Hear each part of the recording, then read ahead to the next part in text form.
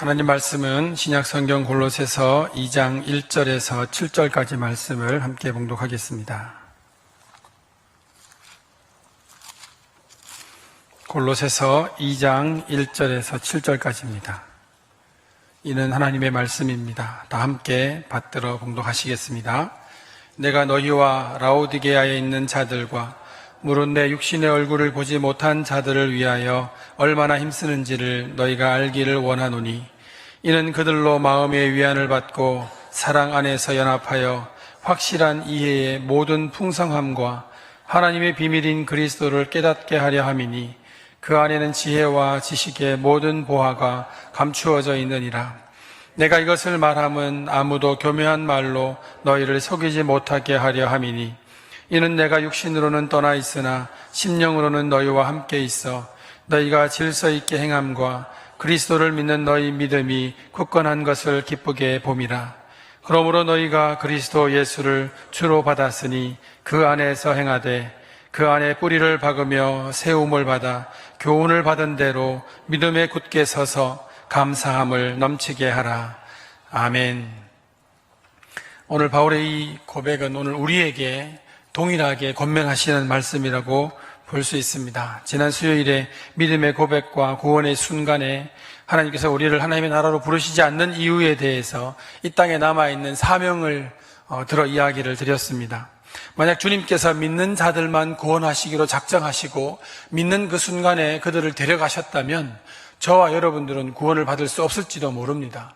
전하는 자가 없기 때문에, 그 전하는 자가 사명을 가지고 전했기 때문에 지금 저와 여러분들이 이 자리에 있는 것입니다. 반대로 우리가 그 사명을 가지고 전해야만 다른 이들도 이 자리에, 우리가 없을 때에도 그들이 구원의 자리에 서게 될 줄 믿습니다. 그러나 우리 모두는 다 사명을 가지고 난 사람들이요, 사명으로 살아야만 우리의 빛을 갚는 겁니다. 복음의 빛을 지고만 사는 사람은 좀 그렇잖아요. 그 복음의 빛을 갚아야죠. 그러려면 반드시 구원의 사명을 감당할 수 있는 저와 여러분 될 수 있기를 바랍니다.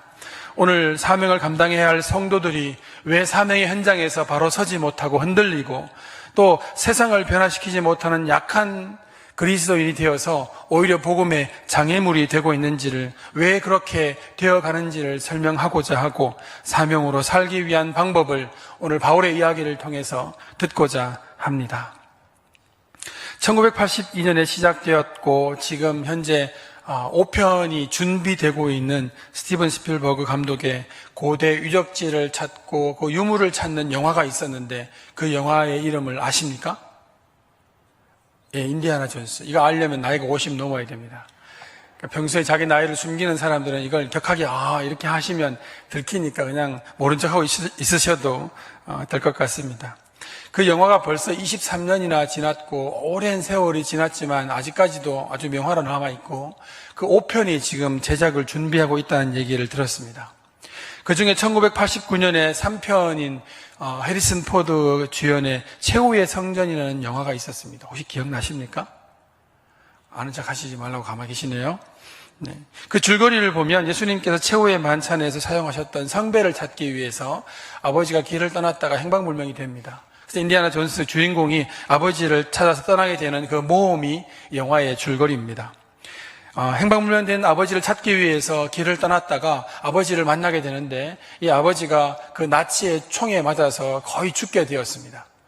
아버지를 살릴 수 있는 유일한 방법은 그 최후의 성배만을 찾아가지고 그 성배에 물을 마시는 것이 아버지의 생명을 살릴 수 있는 유일한 방법이 되었던 것입니다. 인디아나 존스는 성배를 찾아서 그 함정에 다 되어 있는 올무와 지뢰와 이런 것들이 되어 있는 그 동굴 안으로 들어가게 됩니다. 이 장면 기억하십니까? 기억나세요? 저는 기억하기를 그 인디아나 존스가 큰 발을 딱 내릴 때, 여러분들은 좀 이렇게 너무 세상이 힘드셔서 그런 그 이제 감탄이 없으신데, 그 영화 안에서 인디가 딱 이럴 때 전부 다 우와 이랬거든요. 왜냐하면 그 낭떠러지에 첫 발을 내어딛었는데 그게 다리가 있었잖아요. 여러분, 이 삭막한 세상을 사시느라고 내일 아니니 뭐 이렇게 보시나요? 이걸 보면서 믿음이란 도대체 무엇일까 이런 생각들을 많이 했습니다.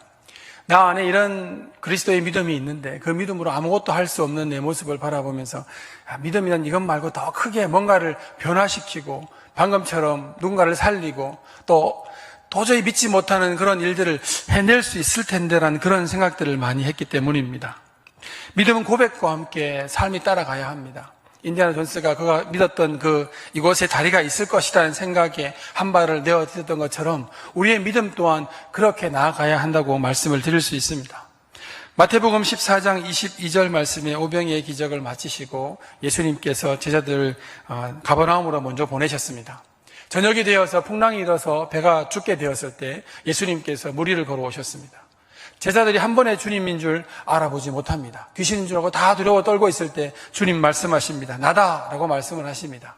다 알아보죠. 그때 베드로가 이야기합니다. 정말 주님이시면 나로 그 바다 위를 걷게 해달라고 베드로가 담대하게 요청을 합니다. 베드로의 믿음이 예수님은 충분히 걸어오셨으니 나도 걸을 수 있겠다는 생각을 했겠죠. 하지만 그 이전에는 대부분의 제자들은 늘 이런 식이었습니다. 예수님은 기적을 행하시지만 제자들은 늘 바라보는 자들 뿐이었습니다.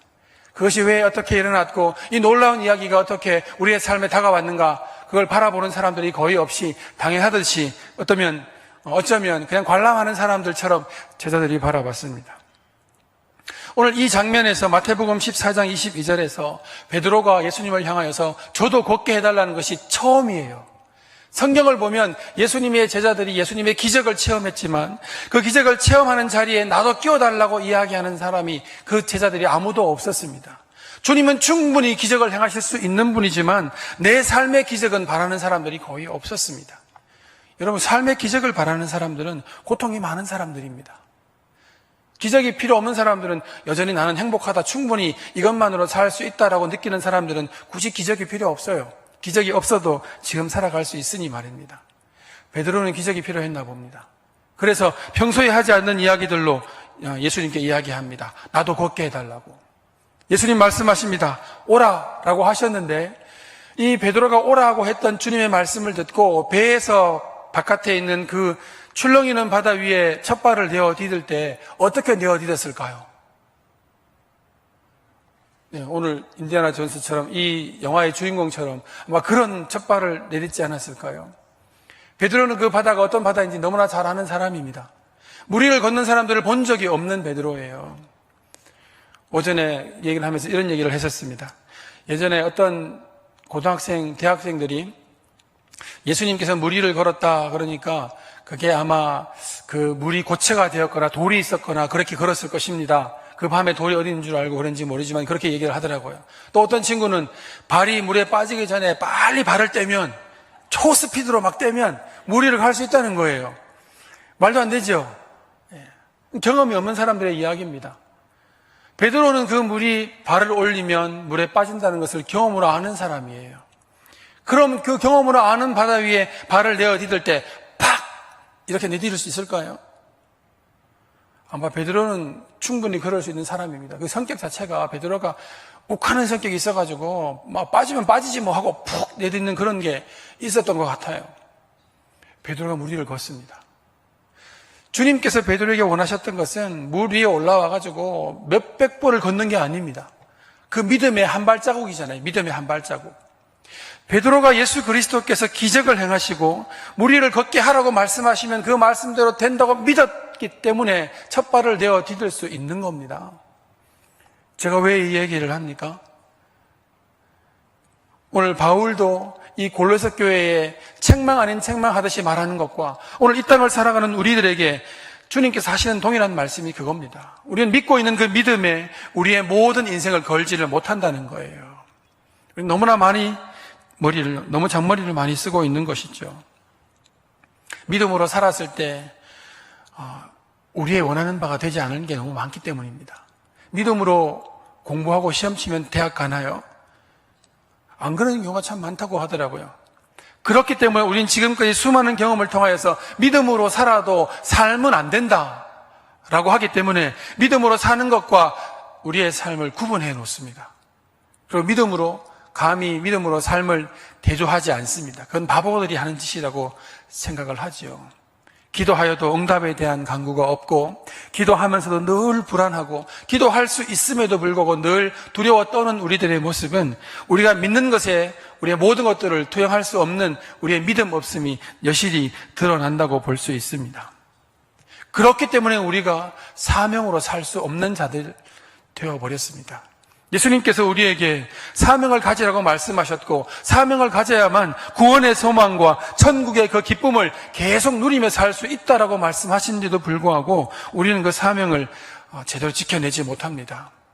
그래 여전히 지난주의 말씀처럼 여전히 우리 마음속에는 믿는 기쁨과 즐거움이 그리 많지는 않은 것 같습니다. 오늘 본문의 말씀은 하나님의 비밀인 그리스도, 그 안에 지혜와 지식의 모든 보화가 감추어져 있다라고 말합니다. 여러분 그런 보화를 발견해 본 적이 있습니까? 예수 그리스도 안에 감추어져 있는 보화를 본 적이 있단 말입니다. 우리는 그 예수님께 감추어진 보화보다 세상 가운데 감추어진 보화를 더 원하잖아요. 그렇기 때문에 주님 안에서 이 모든 것들을 아멘으로 받을 수 없는 것 아닙니까? 어떤 사람들은 예수님을 주로 받았지만 그것으로 끝인 사람이 있습니다. 예수님을 영접하고 그리스도인이 되었지만 그의 삶에 바뀐 것은 일요일이 주일로 바뀐 것, 또 그 주일에 교회에 와서 1시간 반 정도의 꼼짝달싹 못하는 예배를 드리는 것 이외에 예수 믿기 이전과 예수 믿기 이후의 삶이 달라졌습니까? 저는 모태신앙인데요. 그러면 다른 사람하고 비교해 보십시다. 안 믿는 사람하고 내가 동일하게 딱 한 자리에 있을 때 다른 사람이 나를 바라보고 행동을 바라보고 말투를 바라보고 저 사람은 그리스도인, 이렇게 나를 불러줄 수 있는 그런 삶을 살고 있습니까? 엊그저께 장례식을 갔었는데 목사님 한 분이 이제 초청하셨어요. 그 사진을 이렇게 보는 순간에 딱 목사님이다라는 그런 생각이 들었습니다. 요즘 제가 신방을 가도 이렇게 얼굴을 이렇게 보면 하도 많은 사람들을 만나니까 제가 만나는 사람들을 세보지는 않았지만 그 사람들을 그냥 만나는 게 아니라 그 사람과 삶의 어려움과 인생을 만나잖아요. 1년에 한 수천 명을 만나는 것 같습니다. 여러분도 만나지만 안 믿는 다른 사람도 많이 만나니까요. 그리고 제가 목사가 된 지 이제 꽤 오래됐습니다. 그러다 보니까 목사가 관상을 볼 때가 있어요. 그러면 안 되는데 이렇게 딱 보면 어떤 인생을 살겠다, 어떤 어려움이 있겠다, 이런 생각들이 많이 들어요. 그래서 물어보면 대부분 맞아요. 그렇게 산대요.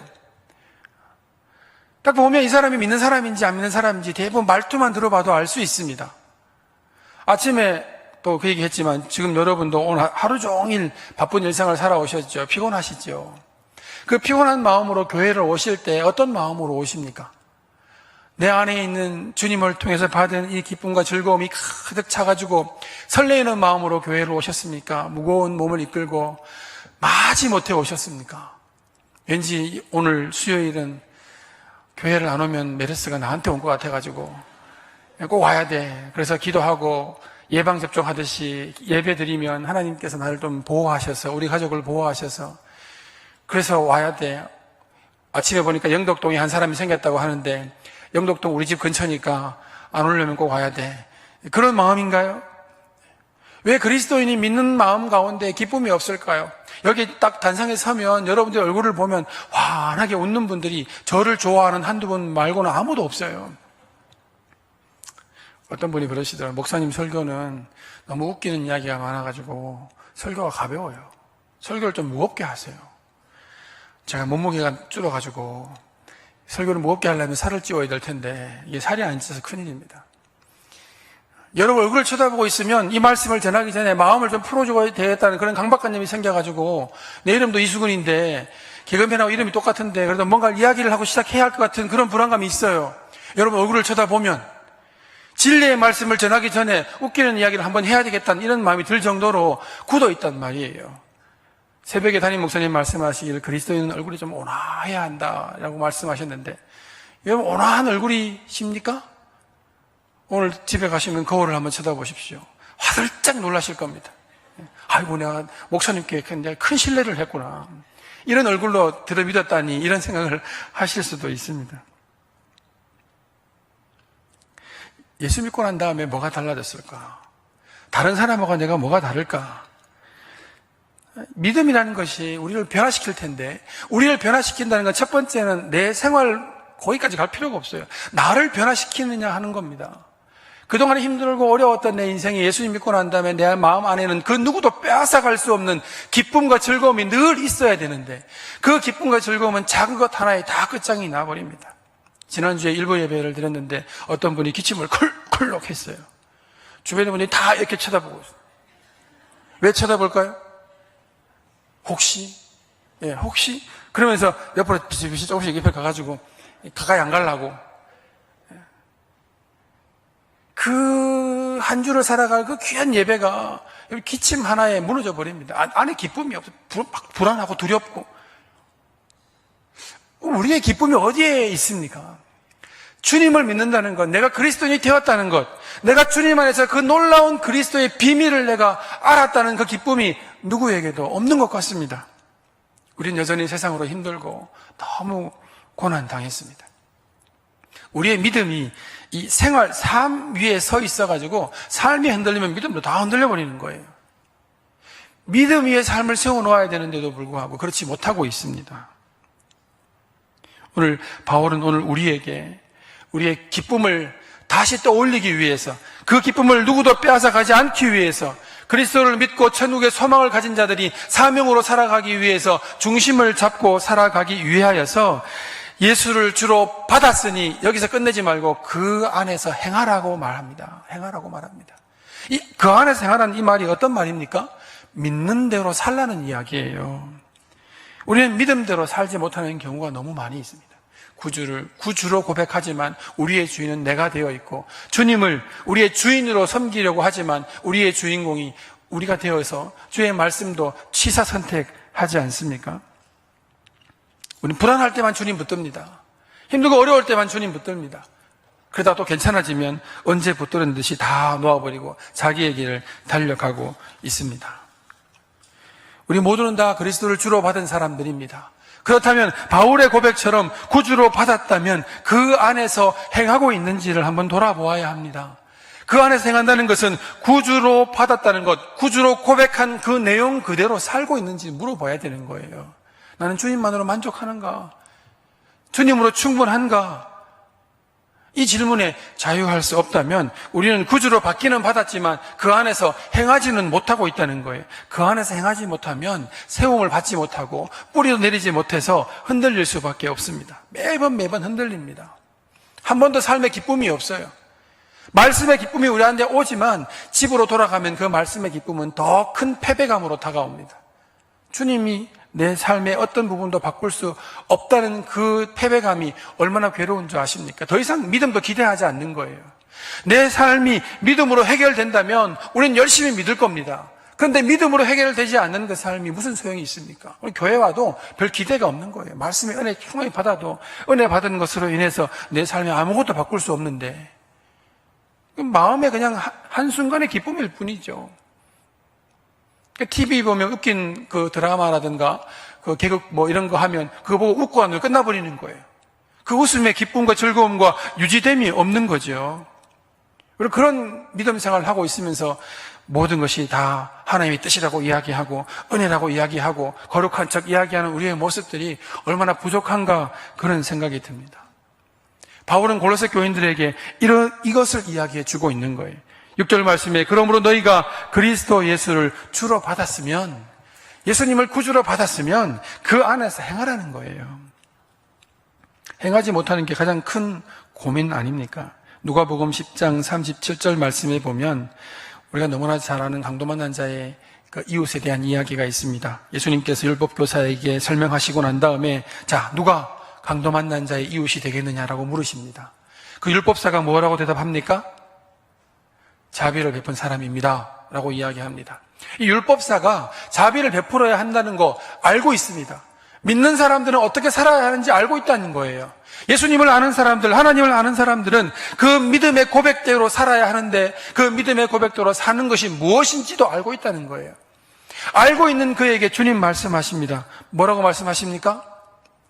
기억나세요? 너도 이와 같이 하라 하는 겁니다. 너도 이와 같이 하라. 우리 모두는 다 구주를 고백하고 주님이 우리의 구주가 되어 있습니다. 그럼 오늘 우리에게 주님 말씀하시기를 예수를 믿으라 이렇게 말씀하지 않고 네가 믿고 있는 바를 행하라 라고 말씀하실 거예요. 자, 믿고 있는 바를 행하고 살고 있습니까? 그 믿음이 우리의 능력이 되고 세상 속에서 그 능력으로 살면 성공하지 않더라도 그 믿음으로 살기를 노력하고 있냐는 겁니다. 우리의 신앙은 여기에 걸려 있습니다. 믿음으로 살면 잘 되나요? 믿음으로 살면 이거 해결되나요? 믿음으로 살면 우리가 어려움을 당하지 않고 실패하지 않고 고통당하지 않고 성공하나요? 여기에 달려 있습니다. 다시 말씀드립니다. 이 질문은 신앙을 세상 위에 세워놓는 거예요. 믿음으로 알고 있지만 불신앙입니다. 기도할 때에도, 예배를 드릴 때에도, 믿음으로 살 때에도, 희생하라고 얘기할 때에도, 헌신하라 이야기할 때에도, 사명을 감당하라 이야기할 때에도 항상 우리의 질문은 그러면 그렇게 살면 우리 인생이 성공합니까? 물질도 들어오고 관계가 회복되고 성공하고 출세하고 명예를 얻습니까? 그렇지 못하는 사람들은 그렇게 믿음으로 살 이유가 없는 것처럼 이야기합니다. 하지만 성경은 우리에게 그렇게 말하고 있지 않습니다. 혹여 우리의 삶에 믿음으로 살았을 때 실패가 오더라도 믿음으로 살기를 다짐해 본 적이 있습니까? 이 바울은 그렇게 이야기를 합니다. 믿음으로 살아서 실패하더라도 믿음으로 살라고 이야기하는 거예요. 왜 믿음으로 살아서 실패하는데도 믿음으로 살아야 합니까? 그것을 우리가 믿잖아요. 그 주님을 믿잖아요. 우리는 주님을 믿는 것이지 성공을 믿는 게 아닙니다. 주님을 믿는다면 실패하더라도 믿음으로 살아야 한다는 거예요. 세상에는 성공하는 사람들 뿐입니다. 마치 믿음마저도 성공을 위한 방법으로 제시하고 있습니다. 전도할 때에도 예수 믿으면 그 이야기할 때도 저 사람 저 무슨 장관 무슨 선생님 무슨 판사 무슨 누구 무슨 사장 그 사람 믿는 사람이래. 그러면 다 사람 그렇지 그 사람 믿는 사람이야 그래도 됐겠지. 이 말이 어떻게 믿음의 이야기입니까? 믿음으로 살지만 가난한 사람들은 왜 칭찬받지 못합니까? 우리 사회, 우리 교회에는 그런 분들 칭찬받지 못합니다. 가난한 사람들은 저 뒤에 앉아 있습니다. 여전히 그들은 가난하지만 믿음 버리지 않습니다. 여전히 고통스러워도 주님을 원망하지 않습니다. 근데 우리는 믿음으로 살아도 가난한 사람들을 이야기하기를 저 사람 참 믿음 있다 말하지 않고 저가 믿음 있으면 왜 저렇게 사냐? 하나님 그를 사랑하신다면 왜 그렇게 사냐? 남들도 그렇게 이야기하고 나도 그렇게 이야기하는 거예요. 그래 내가 믿음 있으면 내가 왜 이렇게 살아? 그러니 우리 믿음이 구주 예수 그리스도를 구주로 받았으니 거기서 끝나버리는 거예요. 아니, 끝나버려야 돼요. 그 안에서 행하라는 말이 얼마나 부담스러운 말인지 알기 때문에 늘 우리는 구주로 받았으니 하고 끝나버립니다. 그런데 바울은 오늘 우리에게 그 다음을 이야기합니다. 그 안에서 행하되. 이 말씀이 오늘 우리에게는 이 땅을 살아가는 아주 얄팍한 신앙의 모습인 저와 여러분들에게는 굉장히 큰 부담인 말씀입니다. 어떻게 그 안에서 행하느냐? 7절 말씀에 나옵니다. 그 안에서 뿌리를 박으라는 거예요. 뿌리를 박아라. 뿌리를 박는다는 게 뭡니까? 뿌리를 내린다는 게 뭡니까? 왔다 갔다 하지 않겠다는 거예요. 세상과 교회를 왔다 갔다 하지 않겠다는 거예요. 어려움이 있으면 교회에 숨었다가 형통하면 세상으로 나아가고 왔다 갔다 하는 뿌리 없는 신앙이 아니라 교회 안에 뿌리를 꽉 박아서 어떤 어려움이 있더라도 나는 그리스도인이라고 고백하겠다는 그 이야기예요. 여러분 뿌리는 교회에 박혀 있습니까? 우리의 뿌리가 그리스도에게 박혀 있다는 거예요. 만약 우리가 그리스도에게 뿌리가 박혀 있다면 우리 나무의 열매는 성령의 열매가 맺혀질 겁니다. 근데 우리의 뿌리가 세상에 박혀 있으니까 거기에는 돈이 확 열리기를 바라고 성공이 열리기를 바라고 형통이 열리기를 바라는데 우리의 뿌리가 교회 안에 있다? 아니죠. 그게 착각하고 있는 것이죠. 그래서 바울이 이야기합니다. 주님 안에 행하되 그 안에 뿌리를 내리라는 거예요. 그 안에 뿌리를 내리라. 어떻게 알 수 있습니까? 그 나무가 어디에 뿌리를 내리는지 알 수 있습니까? 열매를 보면 알 수 있죠. 열매를 보면 알 수 있죠. 우리의 믿음의 나무에 뭐가 열려야 행복합니까? 뭐가 열려야 행복합니까? 네, 주님 기쁨이죠. 주님 주시는 기쁨. 구원의 기쁨과 천국의 소망. 그게 막 열려 있는데 하나도 안 기뻐. 에이, 돈도 좀 주셔야 되지. 형통도 좀 주셔야 되지. 좋은 대학, 좋은 직장, 그런 거 하나 있으면 막, 그런 거 있잖아요. 구원, 천국, 소망, 다 이런 거 필요 없어. 여기 이 대학이 이거 하나 때문에 난 행복해. 막 이런. 뿌리가 어디 있기 때문에. 뿌리가 세상에 있으면 그게 행복한 거예요. 하지만 뿌리가 그리스도 안에 있으면 우리는 그거 없어도 충분히 행복하지 않습니까? 바울이 그것을 이야기합니다. 너의 뿌리가 어디에 있느냐? 너의 뿌리가 어디에 있느냐? 신앙 고백은 반드시 삶이 따라야 합니다. 그 삶이라는 것은 주님 안에 행하고 그 안에 뿌리를 깊이 박는 거예요. 오늘 성경 말씀은 뿌리만 박아놓는 게 아니라 세움을 받으라고 합니다. 세움을 받으라. 이게 무슨 말입니까? 교회 안에, 믿음 안에, 주님 안에 뿌리를 박아놓기는 박아놨는데 세상을 늘 동경하는 거예요. 저기만 쳐다보고 있는 거예요. 그러면 어떻게 될까요? 나무, 특히 소나무나 이렇게 보면 나무들이 이렇게 곱게 안 자라고 이렇게 삐뚤하게 자라는 나무들을 많이 본 적 있으시죠? 세상 사람들은 그런 나무 좋아합니다. 삐뚤하게 막 온데 꼬여가지고 빙빙 돌아가지고 그런 나무들을 보고 이게 이제 아주 기괴하게 생겼다라고 하지요. 모름지기 나무는 곱게 뻗어야 합니다. 제가 있었던 경주에 오래전에 한 7, 8년 전에 거기에 불이 크게 났었습니다. 그 소나무가 천년송이라는 나무인데 그 나무가 굉장히 유명한 나무입니다. 그 나무로만 궁을 지었고 그 나무로만 지금도 그 지난번 여기 불탔던 그 사대문 가운데 그 나무로 지었던 게 있어요. 장인들은 그 나무만 써요.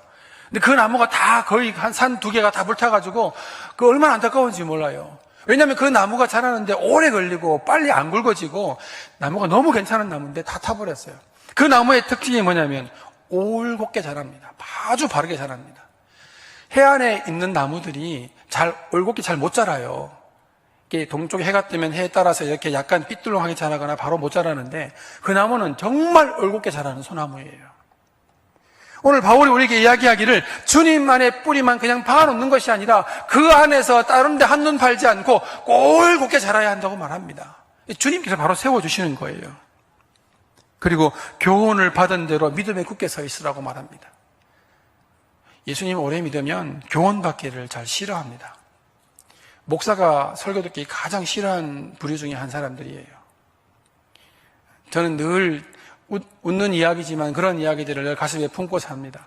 천국에 목사님이 천국에 오셨는데 예수님도 뛰어나가시고 베드로도 뛰어나가고 문을 탁 열어가지고 막 나팔도 불고 막 환영을 하더라는 거예요.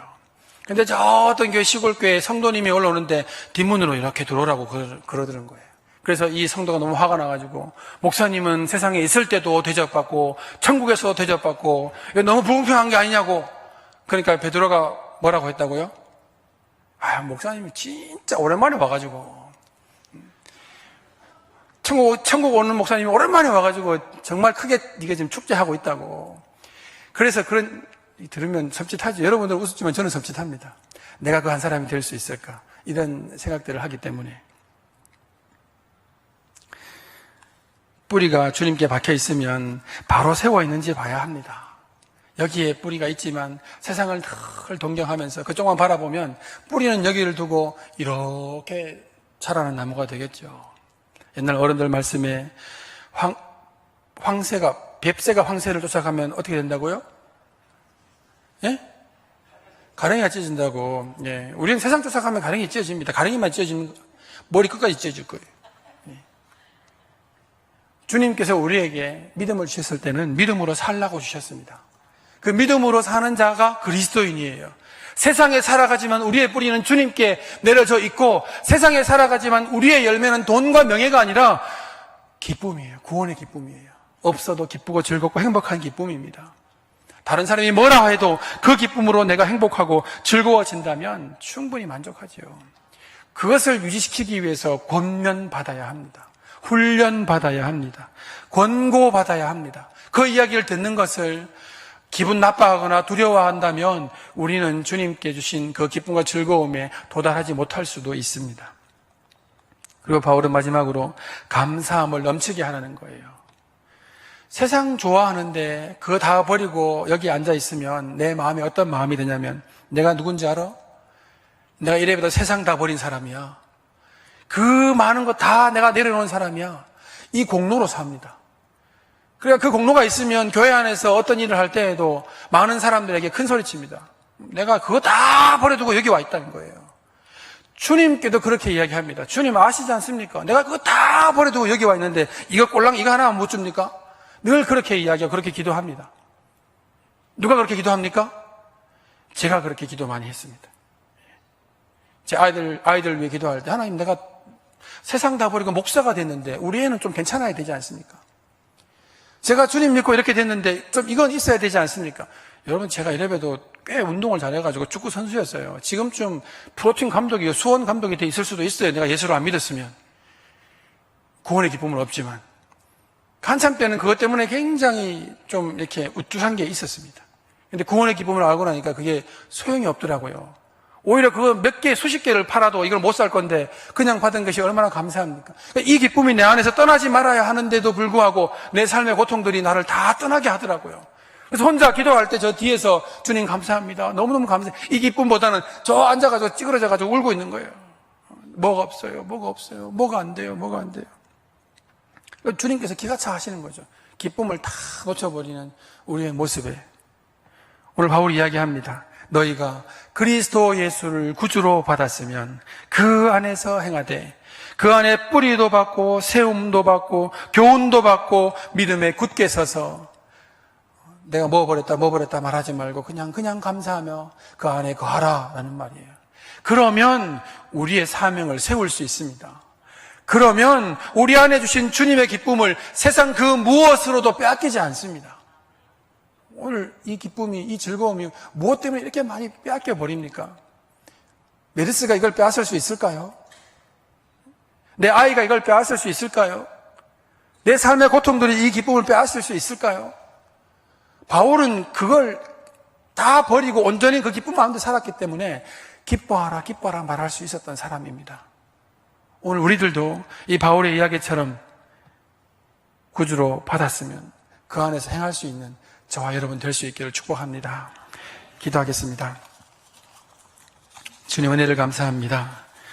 주님 예수님 믿고 난 다음에 우리의 기쁨이 며칠을 가지 못했습니다. 여전히 어려움 가운데 있었고 눈물 가운데 있을 때에도 주님이 도우실 날을 기다리며 주님을 원망할 때도 수많이 있었음을 고백합니다. 오늘 바울의 이야기처럼 주님 우리 안에 기쁨이 넘쳐날 수 있도록 인도하여 주시옵소서.